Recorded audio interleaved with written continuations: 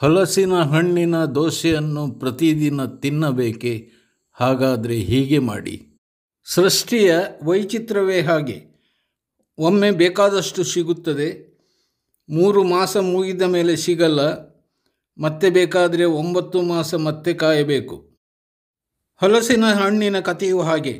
April, May, ಜೂನ್ನಲ್ಲಿ ಬೇಕಾದಷ್ಟು ಸಿಗುತ್ತದೆ,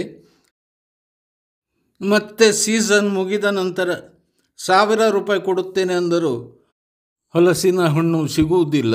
ಹೀಗಾದರೆ ಅದನ್ನು ತಿನ್ನುವವರ ಕತೆ ಏನಾಗಬೇಕು?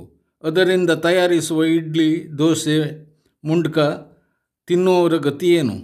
ಅದಕ್ಕೆ ನೀವೇನು ಚಿಂತೆ ಮಾಡಬೇಕಾಗಿಲ್ಲ. ಅದಕ್ಕೆಲ್ಲ ಸೊಲ್ಯೂಷನ್ ಇದೆ, ಪರಿಹಾರ ಇದೆ. ನೀವು ಮಾಡಬೇಕಾದುದು ಇಷ್ಟೇ. ಹಲಸಿನ ಹಣ್ಣಿನ ಸೀಸನ್ ಇರುವಾಗ 1-2 ಹಣ್ಣನ್ನು ತಂದು ಅದರಲ್ಲಿರುವ ಬೇಡದ ವಸ್ತುವನ್ನು ತೆಗೆಯಿರಿ. ಅದರೊಳಗಿರುವ ಬೀಜ ತೆಗೆಯಿರಿ. ಹಣ್ಣನ್ನು ಸ್ವಚ್ಛ ಮಾಡಿ ಮಿಕ್ಸಿಗೆ ಹಾಕಿ ತಿರುಗಿಸಿ. 15 ನಿಮಿಷದೊಳಗೆ ಹಣ್ಣಿನ ಪೇಸ್ಟ್ ತಯಾರಾಗುತ್ತದೆ. ಮಿಕ್ಸಿಯಲ್ಲಿರುವ ಹಣ್ಣಿನ ಬಂಧವನ್ನು ಮಿಕ್ಸಿಯಿಂದ ತೆಗೆದು ಸ್ವಚ್ಛವಾಗಿರುವ ಬೇರೊಂದು ಸ್ಟೀಲ್ ಪಾತ್ರೆಗೆ ಸುರಿಯಿರಿ. ಟೈಟ್ ಮಾಡಿ ಫ್ರಿಜ್ಜಿನಲ್ಲಿಡಿ. ಇನ್ನೂ ತಲೆಬಿಸಿ ಮಾಡುವ ಅಗತ್ಯ ಇಲ್ಲ. ಬೇಕಾದರೆ ಪ್ರತಿದಿನ ಹಲಸಿನ ಹಣ್ಣಿನ ದೋಸೆ, ಇಡ್ಲಿ, ಮುಂಡ್ಕ ಮಾಡಿ ತಿನ್ನಬಹುದು.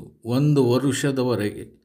1 ವರ್ಷದವರೆಗೆ ಹಲಸಿನ ಹಣ್ಣಿನ ಬಂಧಕ್ಕೆ ಯಾವುದೇ ತೊಂದರೆ ಇಲ್ಲ, ಅದು ಕೆಡುವುದೂ ಇಲ್ಲ.